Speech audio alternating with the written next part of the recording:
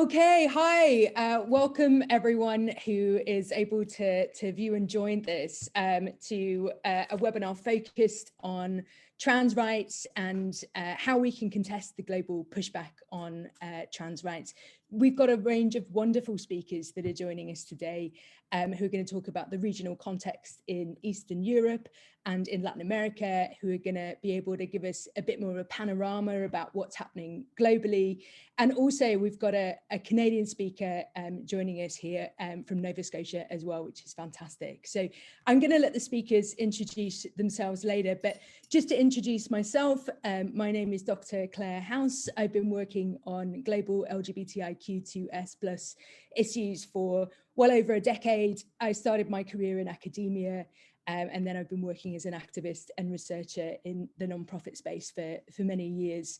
I'm a newcomer to Canada, and I'm interested in this interface between the Canadian movement and the global LGBTIQ+ movement. And I'm joining you here today from Kelowna, which is the traditional, ancestral and unceded territory of the Sayilks Okanagan people. So thank you to today's presenting organisations, Dignity Network Canada, Fierté Pride Canada, and Halifax Pride, as this is part of the Halifax Pride Festival. Dignity Network is a coalition of 52 organisations across Canada involved in and interested in international LGBTIQ+ issues. Fierté Pride Canada is Canada's National Association of Pride Organisations. Also, a big thank you to our sponsor, CUPE, Canada's largest national public service employee union with over 700,000 members. CUPE is generously providing financial support for this event, and we are grateful to them for their ongoing support of human rights and the 2S LGBTIQ+ communities across the country. The session is also part of a series of virtual panels happening across Canada this summer, supported by CUPE and organised by Dignity Network Canada and FCP, designed to connect the local to the global. And today's topic is trans rights and the global response to anti-trans attitudes, ideas and movements. So we have about an hour today for this discussion, and we've got the 4 speakers will have about 10 minutes each. And I'm going to actually just hand the floor over to everyone else to do their introductions. Lenny, can I start with you? And we'll go just 2 or 3 minutes around, just everyone can introduce themselves, a little bit about themselves, their organizations and their context and how they work on trans issues. Thank you. Hello. Thank you for inviting me to speak today. So my name is Lenny and I'm Ukrainian-born LGBTQI activist, and I've been in human rights for like almost 20 years now. And today I represent Transgender Europe. So I'm a board member of Transgender Europe. This organization is doing a lot for trans rights in the region, and I will be talking about it later today. Well, and on my everyday basis, I'm doing Pride, right? I'm doing Kyiv Pride. So this is the capital Pride in Ukraine. Well, I'm the executive director of Kyiv Pride, and by the way, we start our Pride months on Sunday, this Sunday, and next month we are marching. Thanks, Lenny. It's lovely to have you here. Cristina, can I ask you to introduce yourself as well? Hi, everyone. I'm Cristina Rodriguez from Colombia. I'm a proud transgender woman. I'm an activist. I work on Fondo Lunaria, a feminist fund that support organization of LGBTIQ+ women, young women in Colombia. And it's really cool to be here with all of you. And thank you so much for the invitation. Thank you very much for joining us. Chamindra, can I ask you to say hello as well? Sure. Hello, good morning and good evening to everyone. My name is Chamindra Veeravardhana, and I am a senior consultant to ILGA World in the Gender Identity and Expression program. And I'm joining this event from the traditional territories of the Lekwungen people on the Pacific coast of Turtle Island. Thank you, Chamindra. It's lovely to have you here. And Carmel, finally. Hi, folks. Thank you so much for having me. My name is Carmel Farachbash, and I'm the Executive Director of the Youth Project, located in Chibuktuk, located in Mi'kma'ki, located in Turtle Island.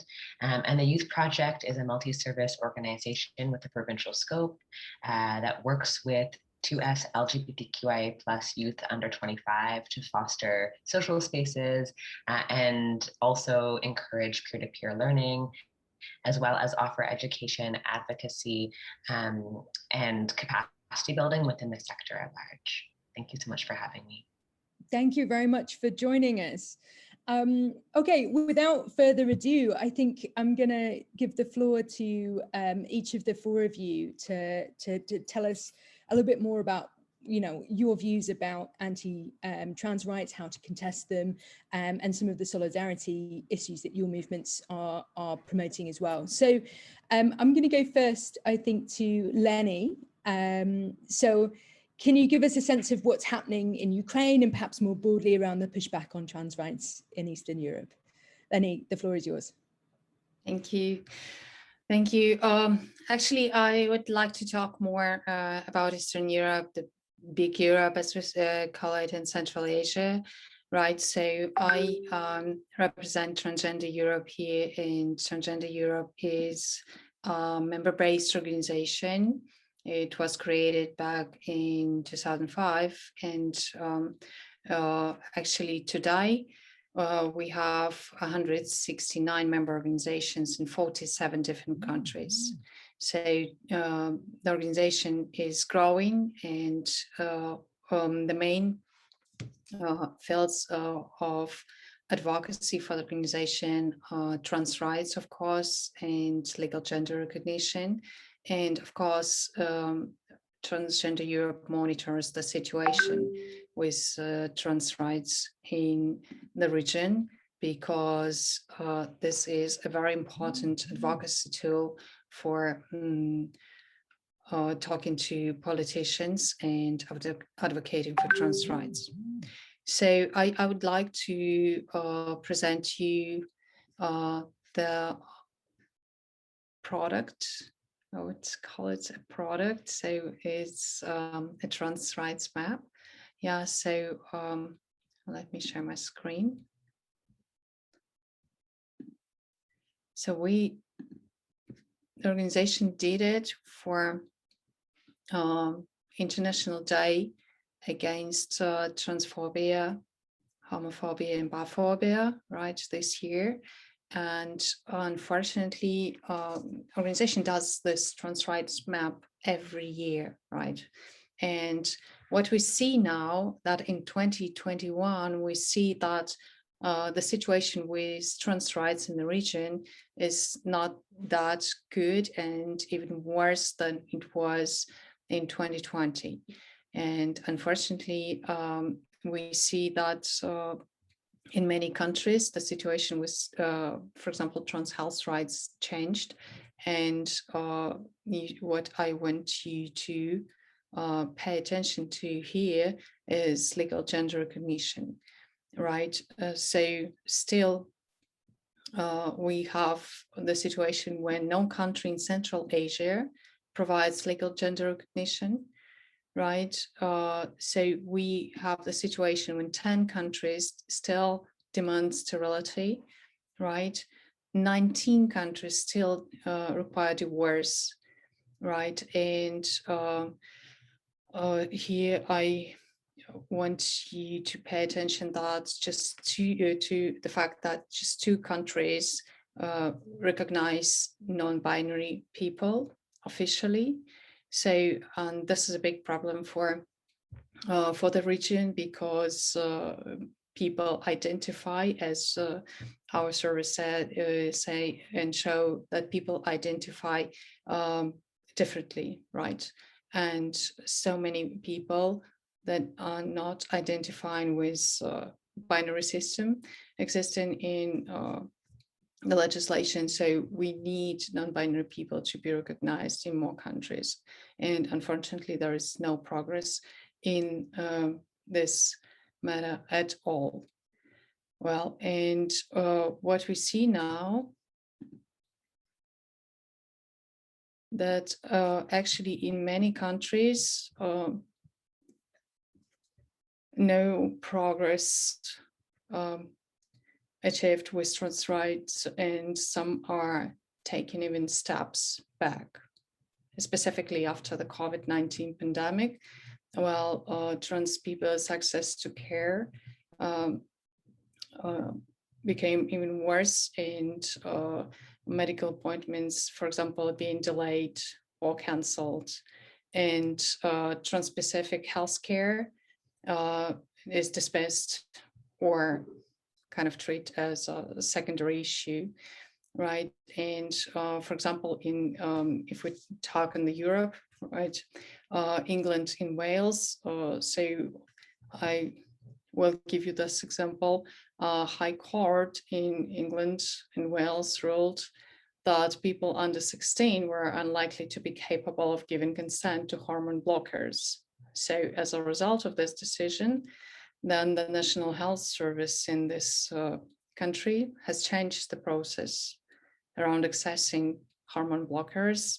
And today, it requires a court decision on whether it's the minor's best interest to start puberty blockers before a doctor can prescribe them. Well, and even in countries that are usually very good with human rights, the situation changed for trans people. So today in Germany, statutory healthcare providers have released regulations concerning cost coverage for trans-specific healthcare. So not only access, but the situation, financial situation changed as well. And same situation in Norway and Ireland, in Northern Ireland, limited the healthcare for trans people. Well, and really, if we talk on Central Asia, really scary is the situation in Kazakhstan. So there, the government continues medicalizing and pathologizing trans people. So the country has approved sterilization and hormonal treatment as mandatory requirements for legal gender recognition of trans people. And this is actually a form of torture, right? It's cruel, it's inhuman and degrading treatment, as it's recognized by the United Nations. And actually this situation must be changed, but activists in Kazakhstan are really not in an easy situation. They really require more help and support because the political situation is very tricky in the country. So this is one of the biggest country of the Central Asia region, and it very much influenced by Russia. And if we talk on anti-transgender movement, right, we would say that in the region, maybe it's not a movement, it's a system. It's a system of oppression that exists in different countries, in countries with different mentality and different past experience. Like if we would say how the situation is in post-Soviet countries, and if we would look at the big Europe, where the situation supposed with human rights itself, right, supposed to be better, right, but it's sometimes not, as we heard, for example, about Germany, right, and now we see that this is the system of oppression, and we need to change step by step the rules inside this system. And unfortunately, for now, in Eastern Europe, we see that right radical movement is on a rise. And we see that they specifically target trans people. And as well, TGU issued a report on violence against trans people in Eastern Europe and Central Asia.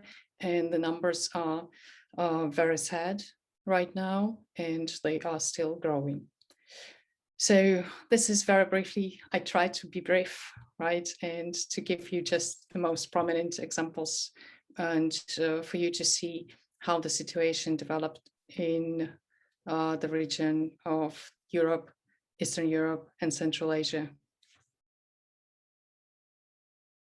Thank you, Lenny. That's fantastic. And I've already got questions that I'm really keen to ask based on that. But I'm going to hold back until the end so we can hopefully have some discussion. I'm really interested in particular in your view of anti-gender movements as a system rather than a movement. And I'm sure we can hopefully have a really interesting discussion around that. But Cristina, I'm going to give the floor to you, if I may, to tell us about the regional context where you are.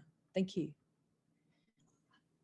Thank you. Well, I have brought something for this special occasion because there are so many things I want to share with you. And well, 27 trans women have been murdered this year in Colombia. In 2020, 32 cases were documented. I don't know if you can hear me at this moment, so I'm trying to check my microphone. Is everything okay? Yes, we can hear you. It's perfect. Okay. I'm sorry. In 2020, 32 cases were documented, so it's expected that in 2021, that number could be exceeded. According to the records from the GATT Foundation and the Trans Community Network and other trans organizations in the country, crossing data and the trans panorama is scary and very painful too. Well, there are so many challenges we face today in the defense of our rights, from social conservatives, religious fundamentalisms, anti-women's rights groups, the emergence of transcending feminist groups, repertories of hate speech rooted in our racist, classist, xenophobic society, and the society itself that insists that prioritizing other struggles, other social causes, or minimizing our demands on our own agendas. The current panorama is more bleak than we expect. Despite the advances in national public policy for the full rights of guaranteed rights of the LGBTQ population, archived and in the hands of a religious leader, and institutional transphobia endorsed by state institutions, LGBTQ phobia in different regional and local instances, intolerance, physical and verbal attacks on members of the population in public spaces, high levels of bullying in educational institutions, and a large percentage of the trans population dedicated to sexual work as the only life options. Increased violence in homes, inefficient care routes, and gender-based violence in all political spaces and citizens' participation. On the other hand, a global pandemic and an inoperative state, an incompetent far-right president have provided the perfect opportunity for the onslaught of anti-rights movement in the country. The restrictive measures that have affected each and every one of our rights, the increase in domestic violence against women, children, and diversity during this mandatory confinement, economic violence, the overexertion of care work, the high levels of unemployment of women, trans women, the lack of jobs with fair remuneration, overexplosion in different sectors. In addition, the unsatisfied basic needs of Colombian household and vulnerable social groups in situation of extreme poverty aggravate the situation of that we live today. This year, here in Fondo Lunaria, well, we've been working since last year of this. We are launching the challenge, crack and transporting system. And this is some special work we have been doing in the last 2 years, in fact, with different groups of women that talk about how the fundamentalisms affect our the guarantee of a right. So I think it's really important in the trans rights situation at this moment to know how this is affecting not only in social media, of course, and it's affecting us in so many physical and psychological ways. You know, how this kind of hate speech is affecting us even inside of the social movement, in the social movement of feminists.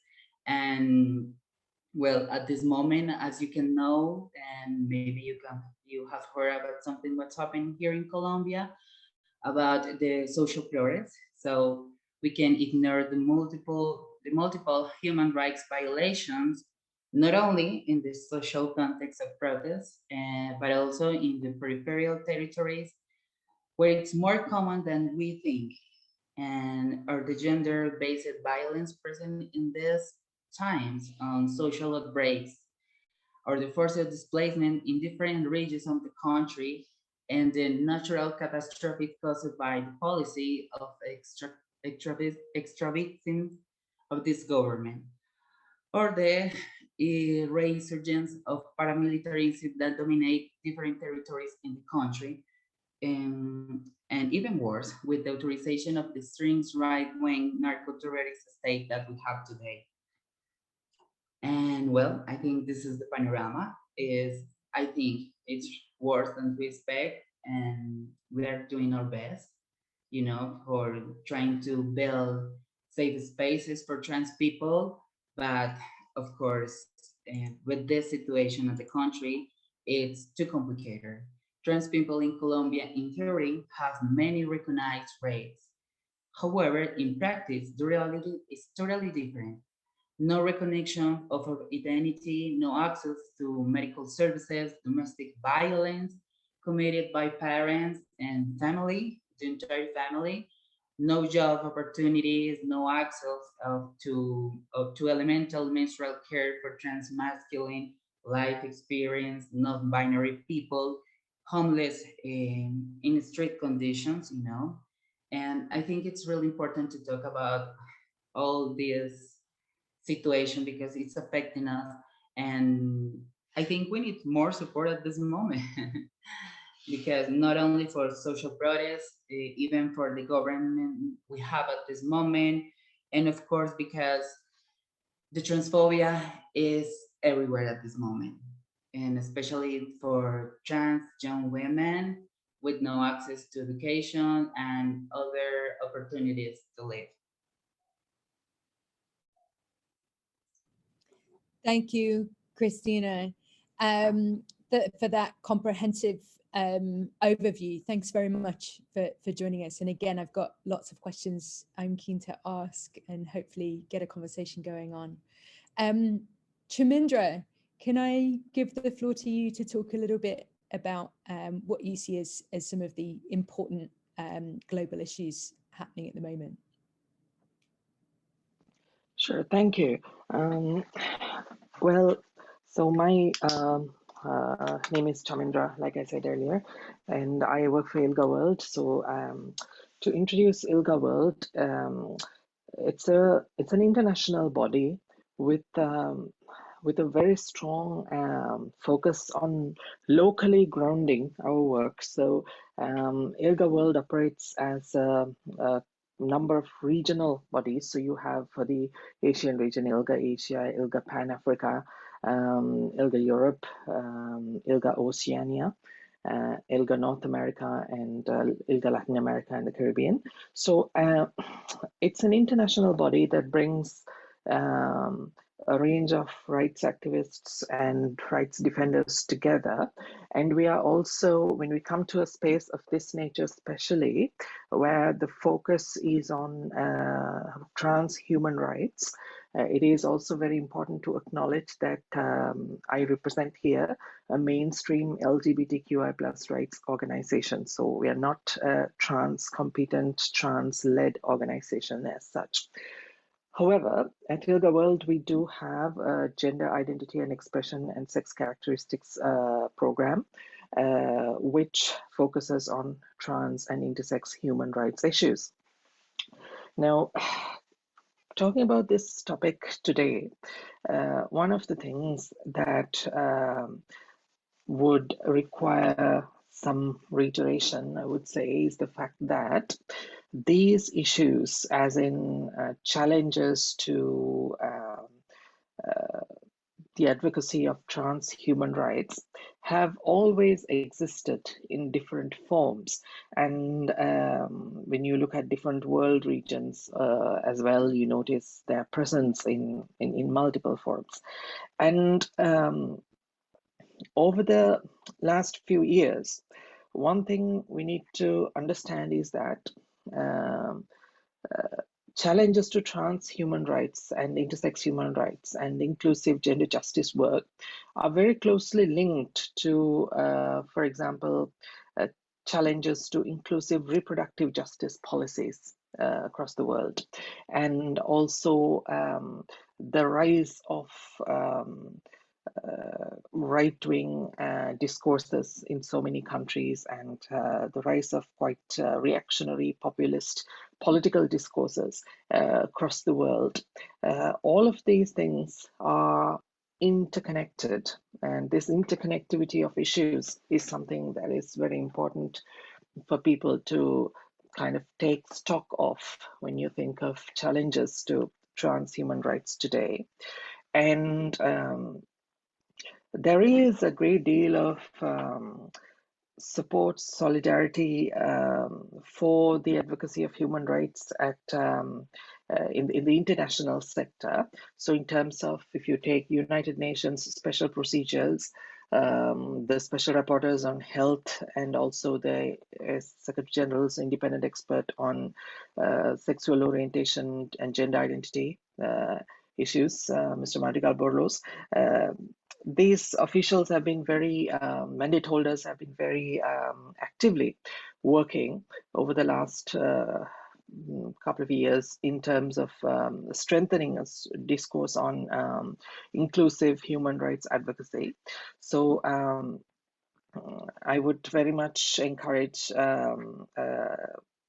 listeners to the members of the audience to consider consulting the most recent report, The Law of Inclusion, published by the independent expert on SOGI at the 47th session of the Human Rights Council, which just concluded, where he really does a great job trying to highlight the role, the positionality, and the vital importance of the concept of gender in international human rights work. And then one key document when it comes to challenges to trans human rights is that this anti-gender activity, as it was mentioned, in the topic of this event. One of the most insightful documents that I have come across has come from the Center for Feminist Foreign Policy in Berlin. And they have a report that they published earlier this year called Power Over Rights. And this report, Power Over Rights, really highlights the multiple challenges involved in terms of inclusive human rights advocacy worldwide. So the bottom line here is that trans human rights are connected to a range of issues. For example, when we talk about indigenous rights or indigenous land rights and indigenous sovereignty, and when we talk about self-determination of minority communities who have been faced with major issues of discrimination, persecution, and so on worldwide. And when we think in terms of climate justice, I'm particularly thinking of, the likes of the Pacific Islands, for instance, and also all parts of the world, including Turtle Island. So these challenges are very closely linked to the body of rights that we're talking about when we say trans human rights. So trans human rights work does not take place in a vacuum. And building better understandings of rights issues based on a logic of intersectionality or intersectional justice. When I say intersectionality, I mean the Black feminist definition of intersectionality in the Black feminist tradition of Turtle Island. Building that kind of understanding and building bridges among rights activists who come from different horizons is a key priority when we think of the future of trans human rights. Thank you. Thank you very much, Chamindra. That was a fantastic contribution. Carmel, can I give you some space to talk about your context and how you see the key issues for communities in your space? Thank you so much, and thank you so much everyone who has shared so far. So within the context of Halifax, most of my scope of work is working with youth, but I will do my best to speak to greater population as well. So I think we are in a deep housing crisis within the context of the province. And through that housing precarity and housing crisis, we see the realities of rapid gentrification framed under the guise of colonial understandings of progress, which are pushing specifically racialized folk, specifically African Nova Scotian and Mi'kmaq Indigenous folks out of their historical communities. But through that process of gentrification, we also see the ways in which it's affecting the intersections there, so the intersections of racialized and trans community, as well as white trans community and settlers who are existing on this territory. So when we see the realities of the rise of gentrification, we see the ways in which unaffordable housing options are skyrocketing. And through that reality, we see the insidious ways that trans folks are denied housing. So of course, and often, we don't often work with youth who are saying that they are being denied housing because a potential landlord has said, we're denying you housing because you are trans. But it is a reality where many trans and gender nonconforming two-spirit folks are being denied housing for unconfirmed reasons. So that is a huge issue locally. And of course, with that housing precarity and housing insecurity comes realities of food scarcity and food insecurity. And of course, that intersects with underemployment. And so we see the ways statistically, globally, nationally, and locally, the ways that trans folks are underemployed. And through that reality, we see the ways in which again, it's an insidious underemployment reality. So within a Canadian context and within a local Nova Scotian context, employers are not saying to prospective employees, we're not hiring because you are trans, but we see that they are actively underemployed and that they are being told or given confusing feedback around why they are not being employed. So it doesn't have to do with their experience or their work ethic. It might be things like, you might not be a good fit for the team. So really vague feedback around underemployment realities. And I think with all of those elements intersecting, we see this as a gender justice issue, and of course, as a sexual justice issue. We see inherently the ways in which sexual and gender justice are deeply intrinsically tied to underemployment, housing precarity, and food scarcity. We see this in relationship to the realities of the intersection between underemployment and trafficking that specifically is targeting underemployed folks, specifically trans and non-conforming and two-spirit folks within our communities. And we see this around the realities also of sexual justice. And through that, the relationships and the taut relationships and fraught relationships that trans people locally have with local police. So I'll speak very quickly about that in relationship to sexual justice. Very recently in March 2021, CBC released an article about sexualized violence in the Maritimes. And there is an ongoing reality where our local policing systems are saying if more people report instances of sexual violence, there'll be more arrests. And I believe that it's a deep myth. So we see that sexual assault reports are up between 28 and 45% since 2014, nationally up by 50%, which coincides with the #MeToo movement. However, the increase of reports does not keep up with people charged. In fact, the charge rate has dropped regionally from 38 to 40%. And so this is just an example of the ways in which we see sexual justice issues like on a provincial and national scale existing. And of course, that data doesn't specifically name 2S LGBTQIA+ identities, or specifically trans, two-spirit, and gender conforming identities, which is also part of the problem, as we know that those communities are overrepresented in experiencing that violence. So we see this data that does not account for the nuances of care provision. And we also see this data showing us the ways in which our law enforcement systems are not serving the most marginalized within our communities. Also recently, Bill C6, specifically regarding conversion therapy, was brought up to make amendments around. And in 2020, this December, the Youth Project proposed an amendment change of the definition of conversion therapy to also include a person's gender and person's exploration of their identity and gender identity as a crucial element of addition. And we believe, of course, that conversion therapy is an abusive, traumatizing, and coercive practice rooted in an attempt to repathologize 2S LGBTQI+ identities.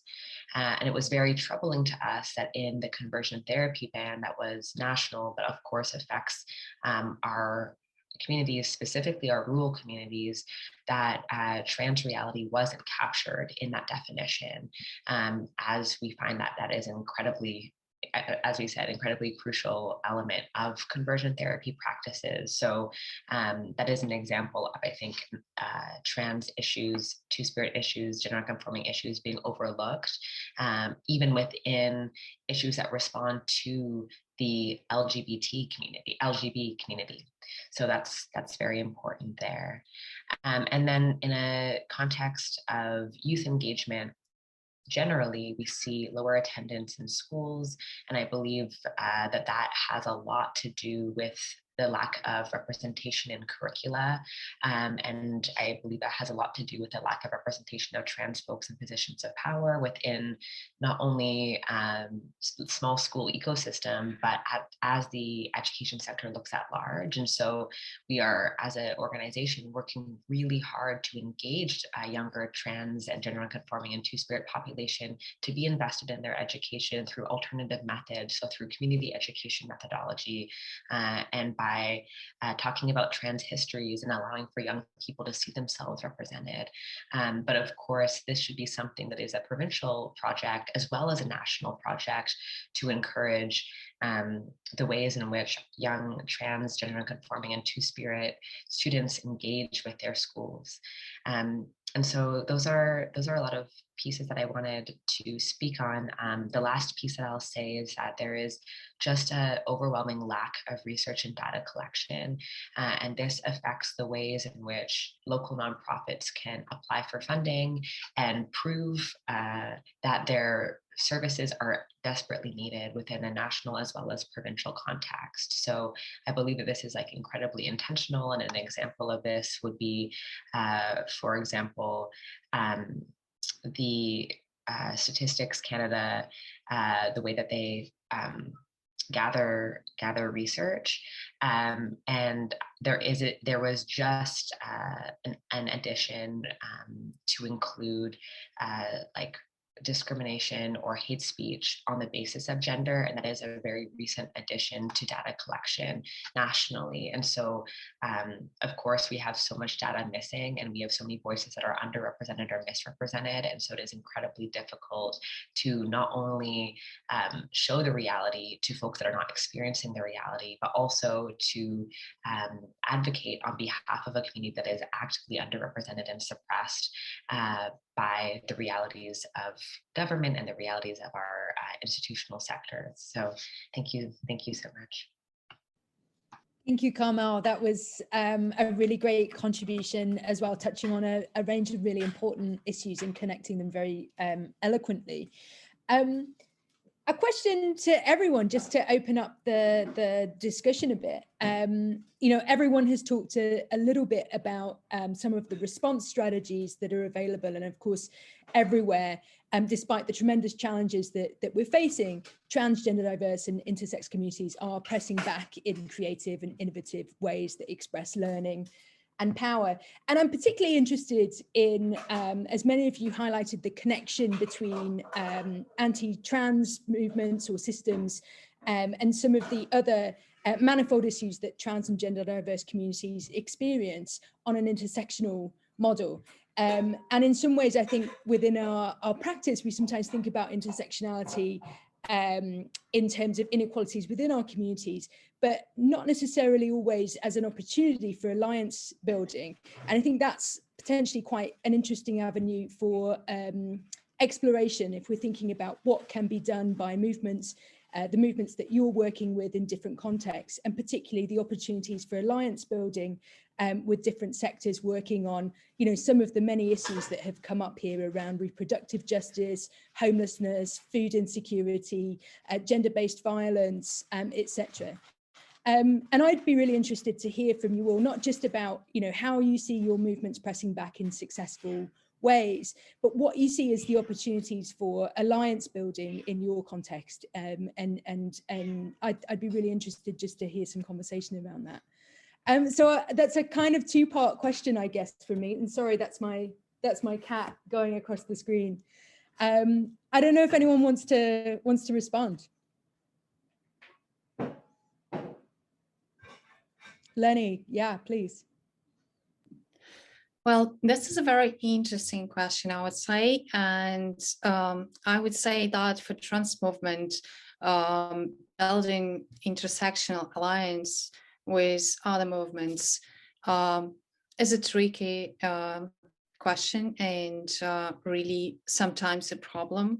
So, for example, if we look at the history of LGBT movement, right, for example, a feminist movement was always more or less supportive, but today we see that some of the allies and supporters of LGBT movement really became exclusionary movement for trans people, right? And we see that actually some movements turned into kind of with this narrative on so-called gender ideology, right, turned into the enemy of trans community. And this is really, when we talk on transphobia inside the movement, right, this is really the issue that makes alliance building complicated, right? But on the other hand, we have many possibilities to build alliances with supporters who never been involved in LGBT movement, right? With people and movements who are really interested in building alliances and promoting trans rights, right? But again, what I would say here, that like in Carmel's speech, there was a very important thing that I would underline here. We need more folks in the position of power. I mean, trans folks, of course, right? Yes, we need more people who are in the position of power in different institutions, right? For example, in Ukraine, in my country, I'm the only trans person that is leading non-trans organization, but LGBT organization, right? So other LGBT organizations are led by cis people, right? So, and same for schools, for healthcare institutions, and all institutions with which we could build these alliances. So I think this is very important, to have supporters within the movement and have people who are in power to promote alliances between trans movement and those who could be our allies. Thank you. Thanks, Lenny. I don't know if anyone else has a response as well. I have a piece that I want to share. I think when I think about, so there's two pieces. I think first, when I think about like solidarity movement, I specifically think about where are the roots of trans struggle and where are the intersections of that exist in multiple places. And so one place that I see that specifically is the way in which our policing system has absolutely failed our population, and we see that in North American context, in the context of like our very like real histories of Stonewall and realities of pushing back against state-sanctioned violence in the context of conversion therapy and institutionalization of queerness and transness. But we also see, I think, a call for justice globally, specifically relating to Indigenous sovereignty and Black liberation movements and the intersections there around trans liberation. I believe that trans liberation is inherently connected to Black liberation and Indigenous sovereignty. And so I believe that that looks like an anti-colonial methodology and framework in the ways in which we deconstruct transphobia and anti-transness in our various contexts. And I'll speak about a success that happened locally. Last summer, the Halifax Regional Police budgets are often 1/3 or more. So that means in our context, $126.4 million spent on policing. We had a minor victory, well, a major victory of the council voting to reallocate funds initially budgeted for an armored vehicle. And this was $300,000. And this has been redirected into training about anti-Black racism for the police force. And the reason why I think this is inherently connected is, of course, because the reality of Black trans folks is like a harsher reality, and also because the reality of any policing system accessing training and redistributing funds is a victory in relationship to trans suppression. So I think that for me, it's finding the connectiveness in the, I think, global outcry against injustice around state-sanctioned violence. And that feels like a victory locally. Of course, then there is also the reality of, when I say minor victory, I mean then who's putting pressure on regional police to spend that money and to ensure accountability, and that community is being consulted. But I do see that as a specific victory, like as a community, and specifically also for trans community. So thank you. Thank you, Carmel. Well, Cristina. thank you. Well, I agree with Carmel and Lenny about the strategy they're trying to make in their places too. And well, here we have different initiatives, and you know, being trans, it's of course never easy, especially when you represent the intersection of being Black women, trans women, transgender, indigenous women. And well, here we have, I want to mention this because it's really cool what they are doing at this moment. And there is like a new movement inside the trans movement, named Toloposungo. Todos los policías son una gonorrea. and well, they are trying to, you know, it's a trans marica movement against violence, police violence, abuse, and they are trying to make an artistic way of resistance, you know, with voguing, with transgender sexual workers, with people on the streets, with the people is around in different places of the city. And it's really cool because it's a different way to create safe spaces for them and for all the people is around in the streets, children, families, sellers, and of course the girls, transgender girls. And well, I want to mention too that transphobia is not an opinion. So I think that's really difficult when you have a partner with a different place of enunciation as third at this moment. Well, critical gender, it's the right expression at this moment. And well, you know, trying to use your platforms to attack population as trans people here in Colombia is faces propaganda. So I think just saying this hate speech on your home, it's awful. Imagine you use your platform, and that's the problem we have here at this moment, even inside the social movement of women. And well, so I think we need to create more safe spaces for girls, for trans kids, and for everyone. Thank you, Cristina. Chamindra, I don't want to put you on the spot, but I do want to give you a chance to respond if you want to. No, Claire, it's grand. A lot of key points have been made by our colleagues, so it's all good. Okay, great. So I don't know if any of you have questions for the other panelists. So if you do, feel free to speak up now or mention them after. But in the meantime, I guess I've just got one big question, which is around, you know, how can we support one another? We're working across different kinds of contexts, but you know, we are increasingly connected, and there's some incredible work being done by regional and global and multi-country networks, and you know, trans movements are connected like never before. So I'm wondering, from your perspective, you know, how can we support one another, and what are the possibilities for international solidarity working across different cultural and political contexts?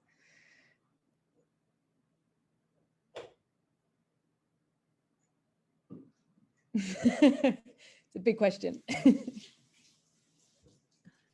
It is a big one, but traditionally, maybe we can start with me. Well, so right. I would say international cooperation is very important.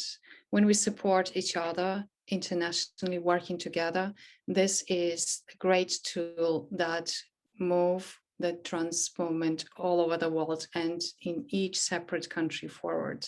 This is what we need, and that's why I'm saying always that Transgender Europe was the best idea for trans movement in Europe, right, in Central Asia, because we're united.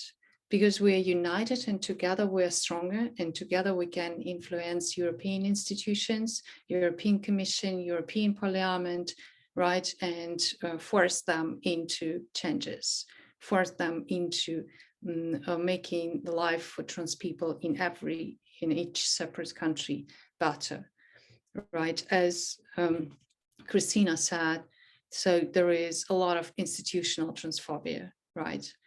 Really, a lot of institutional transphobia in every country, we would say, and on international level, right? But together, when we work internationally, when we unite across the continents and we work together, we can implement best tools and best practices on the other grounds, and we can share experience, and we can help each other with overcoming that institutional transphobia that you found, for example, in one situation, and then implementing the best practices in the other country, for example. You can help people on the ground to overcome the issue and to make the situation for everyone better. So thank you for this question, because this is very important for all of us to work together, to stay connected, and to stay together on different levels. Thank you, Lenny. The same question to others.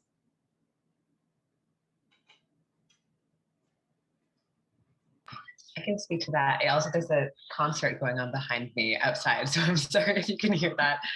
But there's a really brilliant educator named Tuesday Reinhardt that talks about shared work models. And this really inspires me because it talks about how we all want maybe the same goal, which is something vast, like liberation or equity or interdependency or resilience. Like what are the things that we need to feel like we have space to thrive and to exist. And they talk about how within that context, we might all have different routes to get to that shared work model of liberation, for example. And we all have different elements to play. And I think about that in relationship to global solidarity all the time. So what are we have different routes, we have different maybe pressing issues locally, but they all have the same hopefully like end goal. And also intersectionally, we can see the connectiveness. So for me, that's why I really think about our state sanctioned system. So like the medical system and our legal system, and what are the ways that we can locally start to dismantle the ways in which those are not serving our population, so that we can see change in a big, vast context, and in a national and then international context. And I also think that in that context, finding those intersections and being aware of a global context is so crucial. And so understanding, for example, the ways in which like migrant justice is a trans issue, or in the context of like Nova Scotia, the ways in which we understand our like mental health systems as trans issues, and how that is a global struggle. And so I think finding those elements and working within our shared work model to dismantle and also rebuild is the way that I think about that, as well as that education piece. So talking to our youth about what's happening on a national and international level. Thank you. Thank you, Carmel. That was great. Cristina. Can I talk? Okay. Well, I think it's really important. Well, I think we can do this alone. So I think it's really important to make us stronger, with new alliances with other social movements. And well, I'm working at this moment so close with Embera Trans, Mujeres Embera Trans, from Colombia. And I think this is the best example I have at this moment, to talk about the trans issue inside of indigenous community, because they have special needs. They don't have the same support of the cis women inside the community. They have a bad image inside the community, and they face every day the same situation of being, of deny their identities and the special needs they have, and not in, and talking about the rights, about the possibility to be who they really want to be, and recognize, of course, the rights and the possibility to be in a safe place, in a safe community, in a safe place with family and friends. So I think we have to make new alliances. We need to continue to talk about the needs they have, and trying to empathize with our cause, of course. So I think we need to make us stronger with new alliances in different regions, in different countries, because maybe we have in different territories at this moment, but maybe there are so many other groups like this one in Bolivia, in Peru, and I don't know, maybe in Brazil, not only as indigenous women, trans women, maybe as a trans Black women, I think it's really important. And if we have the support of other organizations, not only LGBTIQ+, maybe in the social movement of women, maybe in international support solidarity. So I think that will be great. Thank you, Cristina. Chamindra, I don't know if you also have any thoughts on this question of international solidarity as well. Well, I would say that it's a very important concern and a question for rights activists worldwide. And I would say that it's always helpful, I would say, building bridges with rights activists, from within one's world region, within one's own country and world region, and also using existing mechanisms, the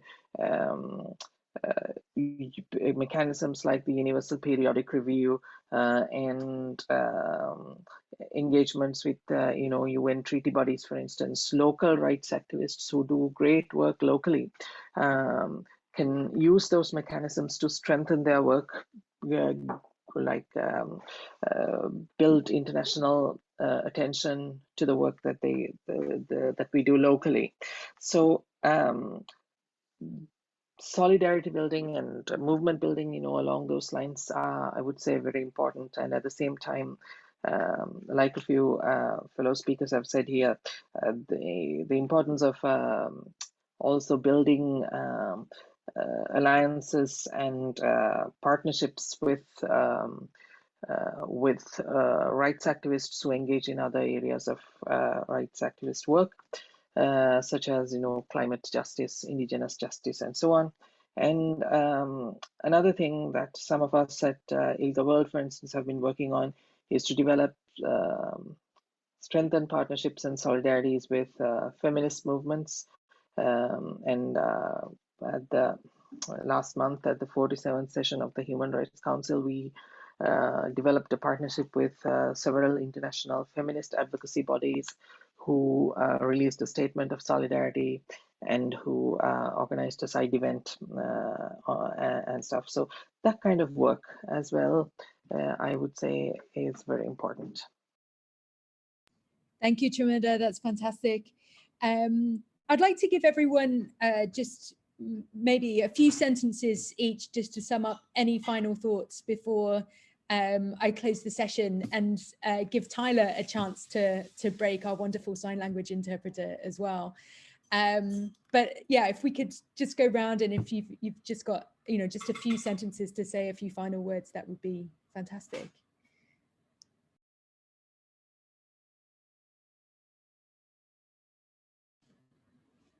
And maybe someone other than Lenny can go first.